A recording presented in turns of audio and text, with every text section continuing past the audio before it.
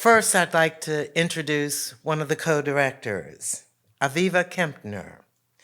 A Peabody Award winner, has created critically acclaimed documentaries about untold Jewish heroes and social justice issues for more than 40 years.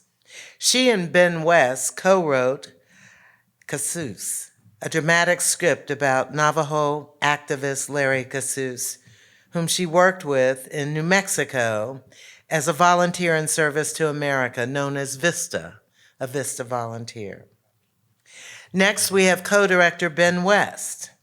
Cheyenne is a writer and filmmaker who has worked with companies such as Carsey Werner, Matabak, Telenova Productions, Mandalay Pictures, and outlets such as the Smithsonian Institution's National Museum of American Indian.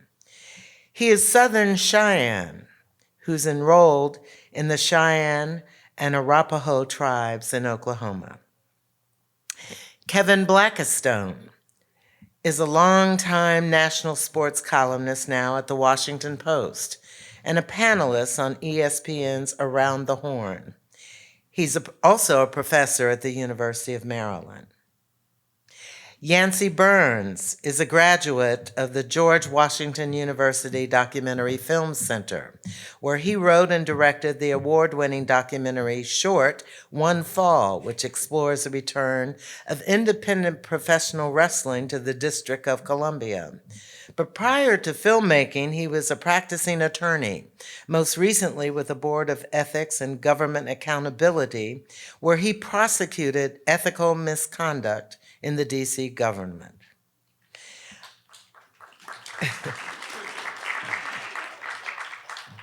And of course, you met Amanda Blackhorse.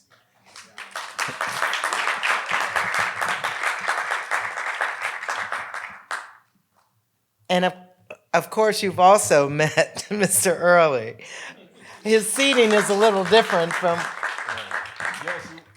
if we could switch with you, Ben, yeah. Thank you. One more round of applause for our esteemed panel this morning. So we will have a Q&A with the audience, and we'll have a microphone going around, and there's also a mic stand over here. So as you get questions, you can either line up or put your hand up in the air, and we'll have the mic come to you, or you can go to the mic. But first off, wow. Wow. It was a gut punch for me. Absolutely. It was a gut punch. Absolutely. One of the things that struck me the most, and just being a black man in America, and understanding the similarities between the two group struggles here, power concedes nothing without the man. And that was a saying from Frederick Douglass, the activist and escaped slave who turned himself into, so many things that we honor and, we look to today as an example of what people can be when they don't have institutional racism bearing down on them. But I want to ask, first off, what got you to, what was the reason why you wanted to be involved with this particular project? What was different about it? What struck you so much that you had to be a participant in it? And Ben, we can start with you. Sure, I'm glad to start. I will shortly thereafter pass it to the gentleman to my right here, because this really is his brainchild. But he can explain a little bit more about that. He and fellow producer Sam Bardley actually came up with this idea in 2014 when it looked like Washington's football team might be changing its name. As we all know, it didn't happen for a few more years. So it kind of went on the back burner. There was some trouble raising money, and in 2018, Kevin and Sam reached out to Aviva, and Aviva and I had worked on a script about Larry Casus, as you mentioned, and for me, I mean, it was a no-brainer, being a Native person myself, and I don't know if you noticed, but both my father and sister are actually in the movie for good reason. They should be, not purely out of nepotism. I can promise you that. And Suzanne Schoen-Harjo is what we in native parlance call, my Cheyenne auntie. So I've known her my entire life, and I've seen firsthand the work that she has done for decades and decades, and also people like my father and Kevin Gover, both of whom are in the movie. I grew up around these sort of native visionaries, people who have dedicated much of their lives and careers to the good of Indian country. So it was kind of a challenge to me to become involved and shout them out the right way, the way they should be, after having dedicated so much of their lives to this movement, and inspiring people like Amanda to sort of take over as the next generation of continuing this sort of work. And Kevin, as a storyteller, Yeah. why this story? Why you? Why these particular individuals to highlight? What was the catalyst in your mind for right now telling this story? Sure. So a number of things, and I'll try and make them brief. One reason is because back in 2008, I started teaching at the University of Maryland. I was invited to teach about sports journalism and sports history. And one of the things I wanted to emphasize was the fact that sports has gotten undue recognition as being in the vanguard of social change in this country. And I wanted to point out how, in fact, it's really done more to propagate racism, sexism, misogyny, and all the other isms in this society, and it's really been more of a laggard when we talk about social justice in this country. Number two, like Ben, I'm born and reared in Washington, D.C. My father grew up in Leroy Park. If anybody in here went to Howard, you know where Leroy Park is, right? So he grew up in the shadow of old Griffith Stadium where the football team originally played. And so I was inculcated as a kid to love this team, and I did. I never thought about, it never dawned on me that the imagery and the name might be hurtful to anyone until in the early mid-90s, I found myself writing a column about an NAACP fight against Midland Lee High School in the middle of the panhandle of Texas.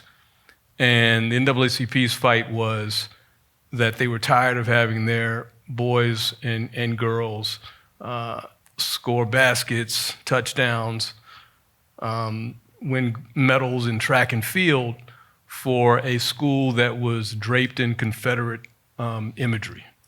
And it made me think back, as I mentioned in the film, to walking into the football stadium in Minneapolis as a fan of the Washington football team when they were playing Buffalo in the Super Bowl. And I encountered this commotion, which turned out to be a protest against the name. And I'd never thought about it until that time. And so while I'm in the middle of doing this column about Midland Lee and the NAACP and black folks who I immediately identified with, I thought back to what I had seen in Minneapolis. I was like, listen, this is the same fight. You know, we as black people have been caricatured in this country. We as black people have been have had to suffer the vagaries of being othered in this country. And I said, this is the exact same thing. So I started studying, I started listening, I started reading. I met Suzanne Schoen-Harjo, who I was just amazed by her fight, her vigor, and how she was on the right side of history. And I thought, as has been mentioned, that when it appeared in 2014, like this fight was going to be won, I told my friend Sam, who, by the way, did the Lynn Bias documentary on 30 for 30, if you saw that, Without Bias, I said, we need to document this. As black men in Washington, D.C., who are fans of this team, we need to underscore the racist foundation to this team and the hurt that this name and the imagery has done to Native people, and we need to uplift Suzanne Shown Harjo's story, because she is, as I said, I mean, she is a freedom fighter, and she's been at it forever. And so that's why we decided to do the film. Ms. Kempner. Ms. Kempner, what struck you about this project that made you want to hop on board and be a part of it? Well, Kevin called me because we knew each other socially and said, I'm doing this film. Little did he know. Well, first let me ask this question. How many people learned something watching the film tonight? This happens every time. And I'm Emily Greenberg, 55 years ago. I was in Detroit, went to a great high school, but knew hardly anything about Native Americans. But when I got my master's in urban planning, I decided to go to Vista in New Mexico. And that's where there was great activism at the UNM, and I did less planning and more activism, which is another whole story, but that's what developed the script. And Kevin didn't know this, but also when I went on to law school, I worked at Interior and also for NTCA and NCAI, and then I sort of found a calling to do something about my own people. But when Kevin called, I said, oh my gosh, of course. This is horrifying to me. Now, I'm the baseball person in the group. I hate football. I think it's like a gladiator sport. The only time I ever went to a game at Michigan was to protest the Vietnam War, and you know how well that went. But in any event, seriously, every time I would see what Atlanta would do, besides the fact they're in our league with the Nats, I was appalled. Also, as a child of a Holocaust survivor, to me, the whole CHOP and the way the stadium goes, it feels like a Hitler rally.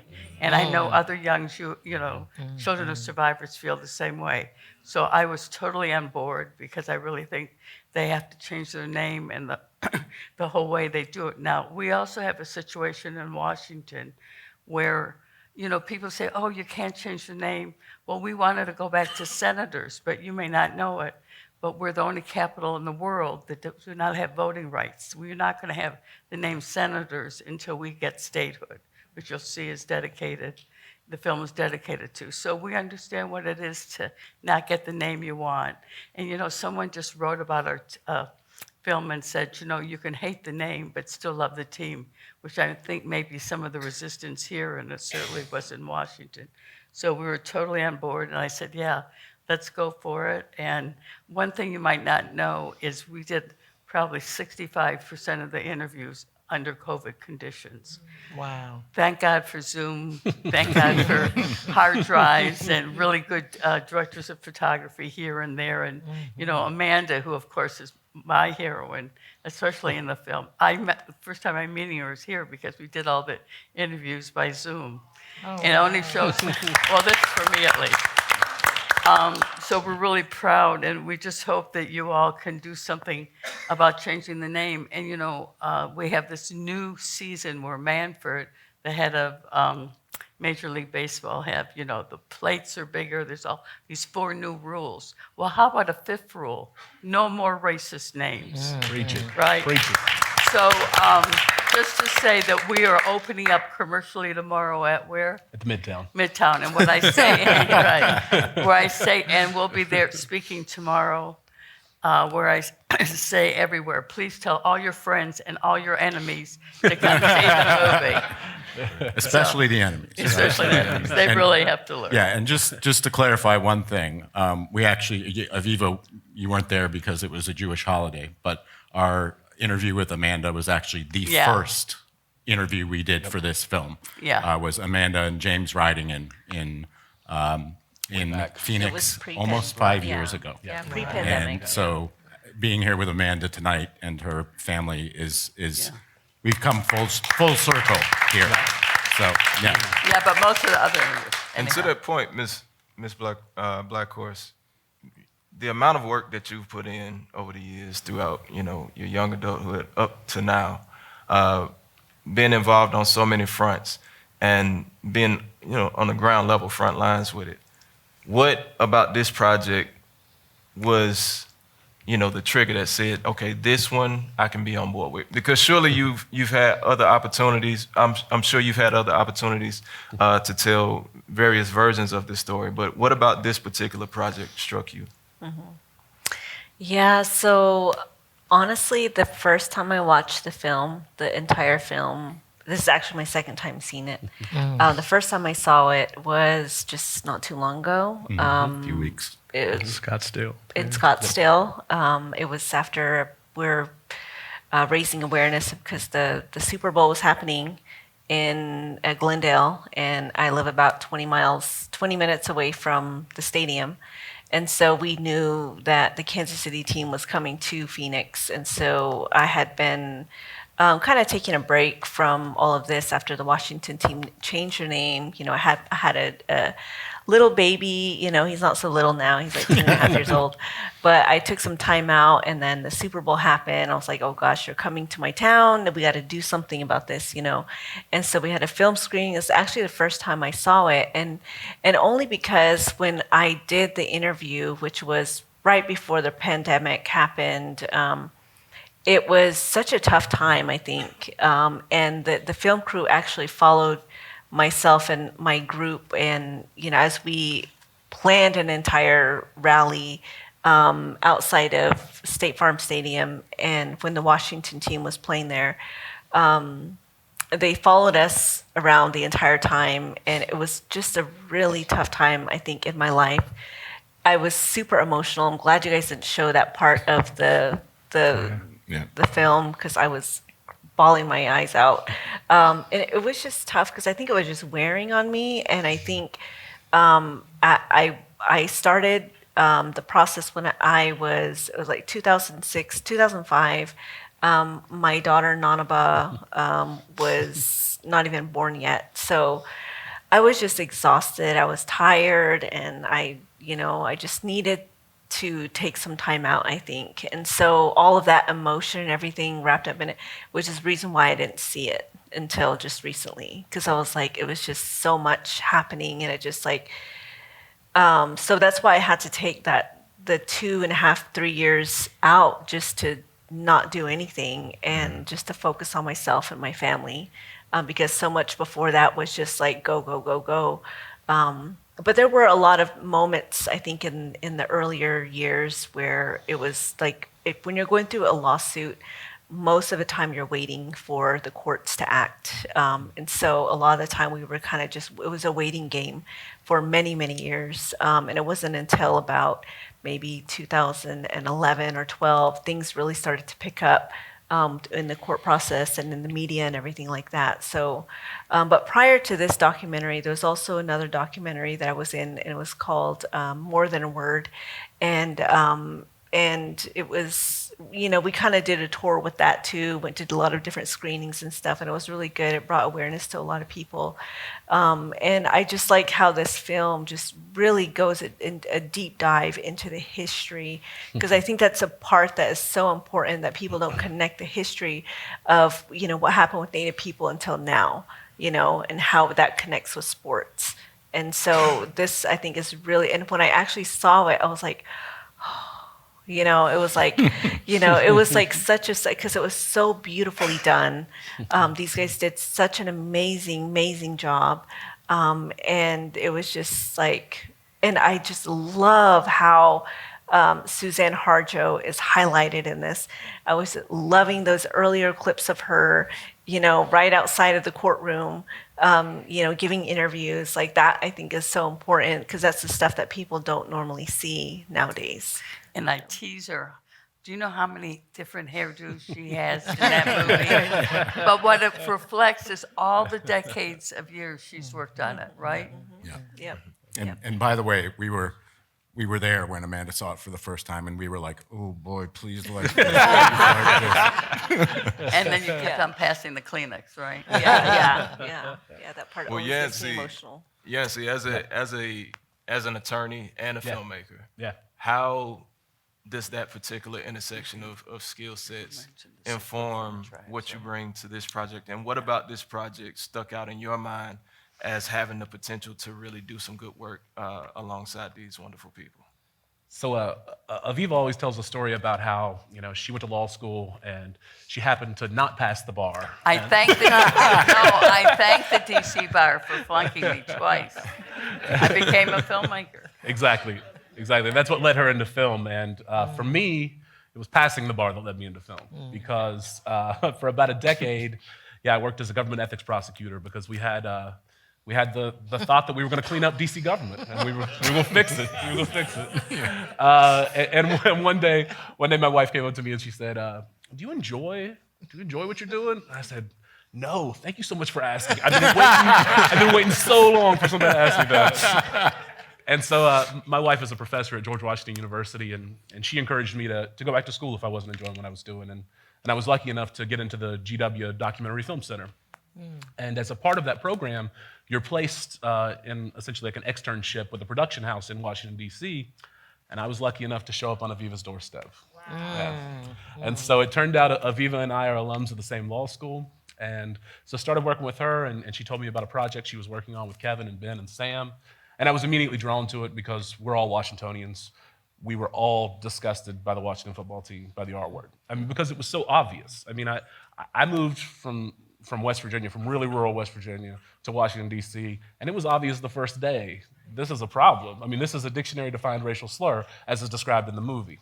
And so that was obvious that we needed to do this, and that it was obvious that we needed to do this project. And to what Aviva was saying about COVID, not only was it the time of COVID that we're doing this, we're sending out camera people in hazmat suits, essentially, to do interviews while we're Zooming over laptops 12 feet away in the room, and we're a country away from them. But it was also the summer of 2020, which is this incredible time of social justice, right? And one of the things that happens during the summer of 2020 is that the Washington football team announces that they're going to change the name. And I can't tell you how many folks came up to us and said, well, this isn't a problem anymore, right? Like Washington football's dropped the name, this isn't a problem, right? And we immediately pointed out and said, no, it's a problem in Atlanta, and it's a problem in Chicago, and it's a problem in Kansas City, and it's a problem in 2,000 schools across America, most of which are taxpayer funded. And so that's what really drove me to want to be a part of this project and continues to drive me to want to be a part of this project, because this is a call to action. That's what this film is. This isn't just a film that's going to, have a shelf life of a year or two. This is a film that we want to drive people to the movement. And so I'll talk a little further later about driving y'all to the movement, because I'm going to pitch y'all following our QR code, because we want you to join the movement. So yeah, thank y'all. Well, as we prepare to hear from the audience, I'm sure we got some questions out here. One of the key words that you just threw out, Yancey, was obvious. Yeah. And Kevin, what struck me is the cognitive dissonance of particularly the black man who you interviewed in the bar, who just didn't seem to get it. And so in having this conversation, what have you seen be the primary reason for that when it comes to people of color who you've talked to, people who should otherwise understand, the pain that's being caused and understand the movement and the cause for it? What, in your experience, has been the reason why those people have been against it? And I should say that we all have microphones, so I want you all to feel that you can join into a conversation. Oh, absolutely. Yeah. And, don't hesitate to interrupt or interject or all right. Well, We're not shy. Well, sports is extremely addictive. It's extremely addictive. And in Washington, D.C., most of you know, for a long time has been known as Chocolate City. Mm-hmm. And as my friend Head Rock, the mayor of D.C. hip hop, kind of suggests in the film when we interviewed him, this was something that black folks in D.C. really latched onto. We took ownership of this team. Doug Williams, we took ownership of this team. Yep. And just like me, just like my family, I came up in a very progressive household. My father was very involved in Democratic politics in Maryland. In fact, I forget if I mentioned it in the film, but he protested against the Washington football team in the early '60s when they refused to integrate, and they were the last team to do so, only under threat from the federal government. They used to play the song Dixie. he had them stop playing that with their band. So we're aware of the racial problems with the team, but not specifically this. And I think, I'm talking to Hetty about it, who grew up right in the shadow of the stadium.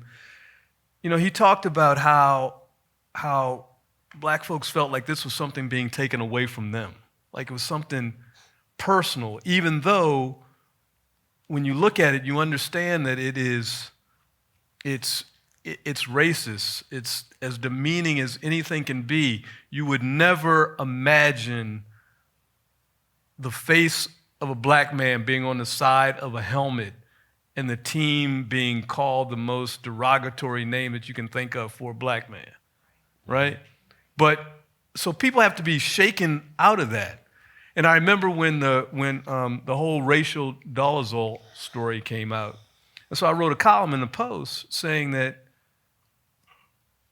we are all racial dolezals if we are fans of this team, and if we show up at the stadium not in blackface but in red face, if we show up with this name emblazoned across our chests, and the imagery all over us, and if we are disturbed and angered by the misappropriation of our culture, or the that's not even a good word, but the disconfiguration of our culture by others, then we should understand that this is the exact same thing. And one of the most important parts of this, and we hear this from people who see the film, is really the history. And that's why I say you can't, if we're going to talk about systemic racism, one of the things I've always been interested in is, well, how did this start? Where did this start? This is where it started. This is where it started. And we have to realize that the attempted eradication of indigenous people on this land resulted with the transatlantic slave trade to replace the labor that was being eliminated. So that's what we have to get people to understand. And that guy that I was talking to in that bar that night, he refused to hear that. And I got to say, just once again about Amanda, if you could see that night, if you could see Amanda and her people with their bullhorns shouting down these people, and feel the tenseness of it, and Amanda just refusing, no, I'm going to continue. This is what I do until you understand. It was moving. I mean, that moment that night stuck with me. Well, a couple things. Our interview with you, but that night, spending all day with you, and to see how you refused to be moved. You were not shaken by these grown men. And most of your group, as I recall, you were women. Women. So it's a story that needs to be told. Native, yeah. Well, another thing that's interesting is I'm involved in politics in D.C. Jamie Raskin, who we know is one of the most progressive and a real hero for us in America, I've known since he's a little boy. So I called him, I said, this is a movie we're doing. He says, yeah. When I was young, I had no idea how bad it was. So we wanted to get him, same thing with Grasso. But I think, I was a psych undergrad. So one thing that really hit me in making this film was especially Amy and Stephanie Freiberg talking about the psychological effect and the inner trauma, the trauma for intergenerational. If there's any other new message that this film succeeds in doing, is that every time we had a young parent come the other night. He had just been written up in the Washington Post. He was trying in Montgomery County, which is a very progressive Maryland county, to try to prevent the old gear from being worn. The principal of his kid's high school was wearing the old R word gear, and he couldn't succeed. So we had him come speak with us. We're going to try to get the film shown up there. I mean, just people don't realize how again and again it's just reliving the trauma.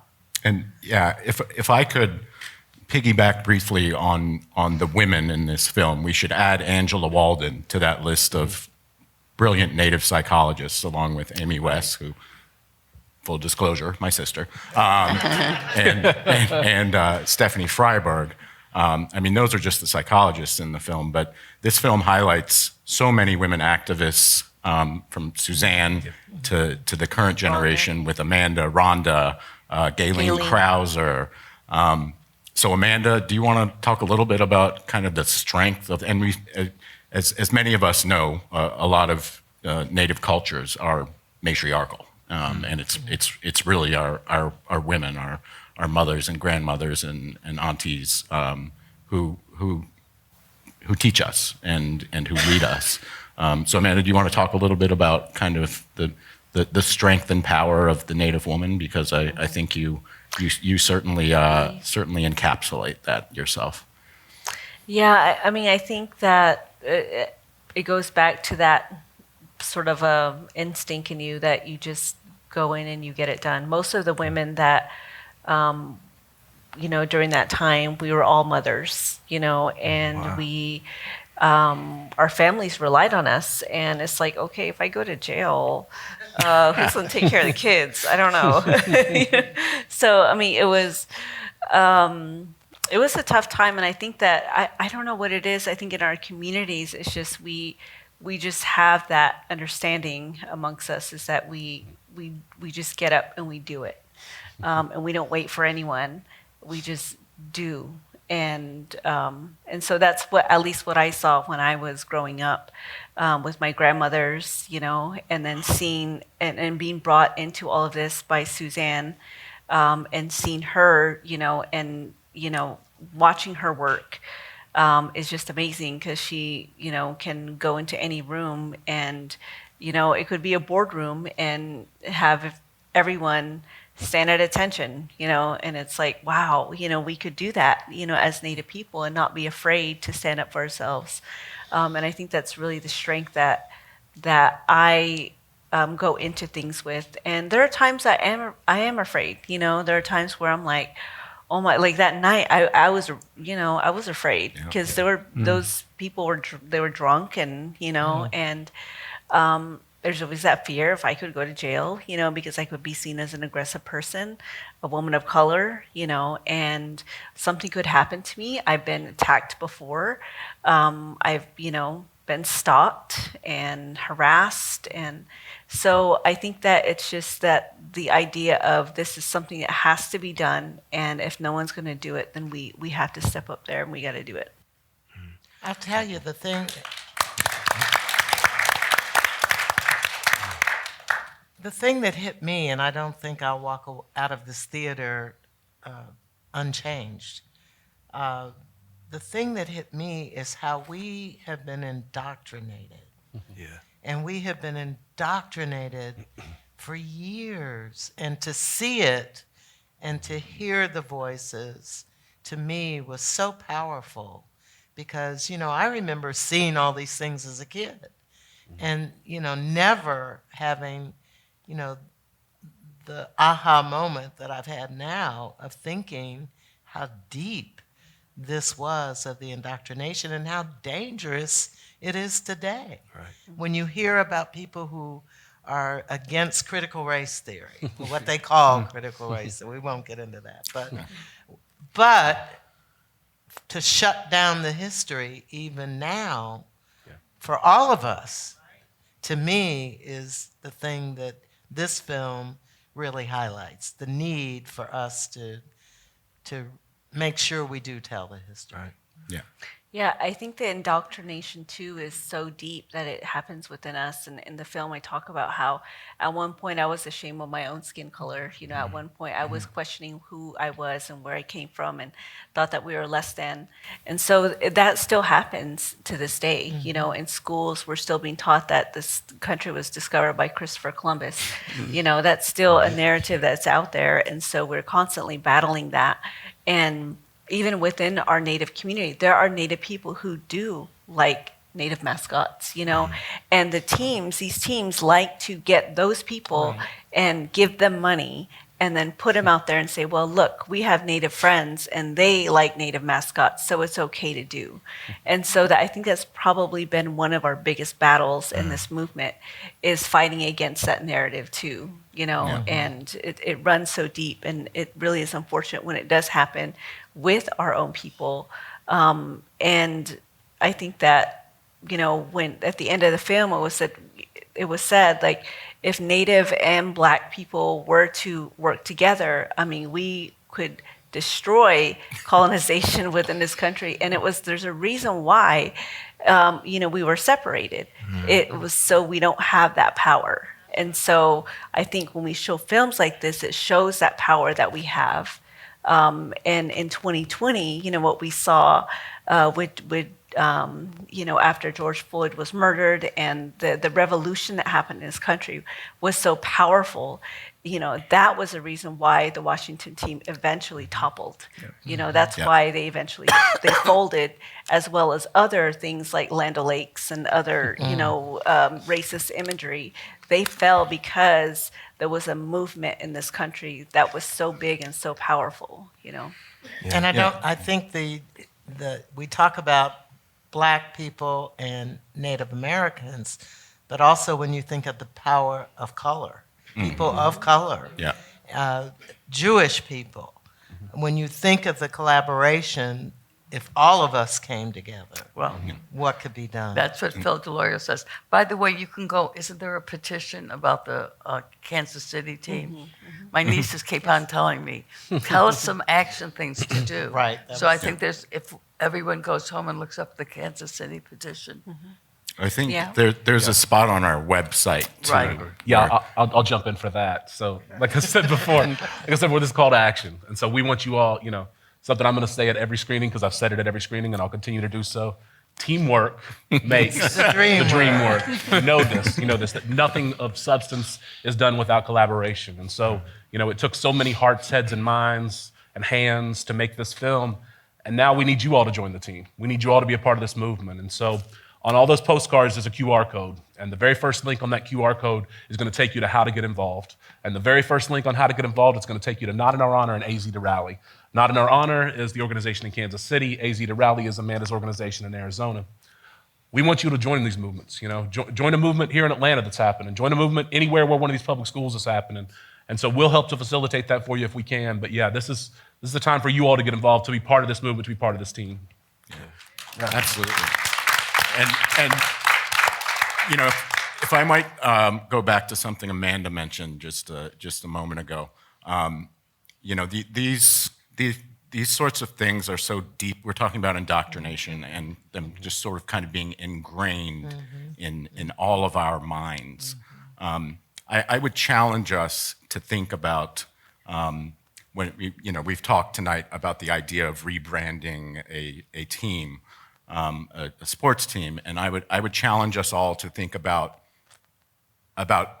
doing that and whether it needs to be wholesale change, because I am definitely of the mind that there's no half step in here. Like if you're going to make the change, make it and make it complete. Because I think we need to get we found that in Washington D.C. when they changed their name to the Commanders, which by the way is a terrible I thought about that. But hopefully now that Snyder looks like he's selling the team, maybe the new ownership will change it again. $6 billion. Well, he's got a lot of lawsuits facing him. He's going to need the money. But when you do things like when you keep any sort of vestige of what was there before, and we saw this in Washington because the team colors are the same, so people wear their old gear.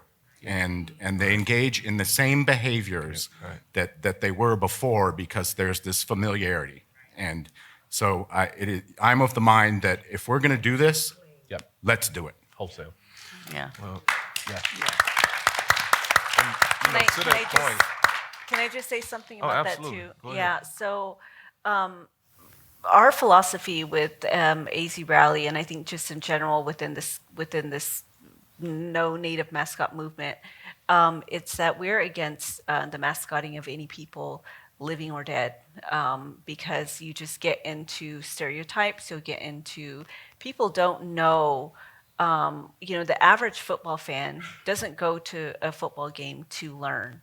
They go there to escape learning. They go there to escape learning. They go there to escape their job.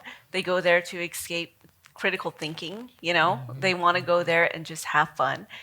So they're not going to say, oh, well, I'm going to learn more about Native people today, and the positive things. They're there to just get drunk and get, loud and crazy. So I think that we need to leave people out of the naming of any teams, and just set that aside and let sports be sports. I was struck by the fact that there were commercials that were produced that were not allowed. And I'm wondering how that happened and why. So I'll jump in there. One of the things I wanted to make sure I did before we got through this evening's discussion is give credit to the fact that this film really and truly does come out of Indian country. When I mentioned earlier that we had to raise money, and when I first came on to the team, I sat down with my father and the late great Marshall McKay, who you saw in this film, who we lost to COVID far too early, and said, this project has come up, and man, wouldn't it be cool if we could have this come out of Indian country, so that we can take ownership, so that we can, as my father says in this, be allowed to tell our own story, because so many of us across so many groups for so long have not been allowed to tell our own stories. They have been appropriated and told for us, and that is a dynamic that has to, and I think is coming to an end, hopefully. It is certainly getting better. But back to I do remember your question and comment. I promise this is going. No. In the film, you saw this commercial, which was produced by one of our, actually wasn't. It was compiled and was tried to place during the Super Bowl by the Yochidi Wintun Nation, which is one of our two executive producers, the other being San Manuel Band of Mission Indians. And their goal was to try to place this during the Super Bowl. And they got blocked by by ownership and by NFL brass themselves, which is ridiculous. Eventually, they did get the ad placed during the NBA Finals, and as Secretary Kinter says in here, and I hope the NBA cut him a check for saying so, the NBA truly does care, and they didn't encounter that same resistance from the NBA that they did with the NFL.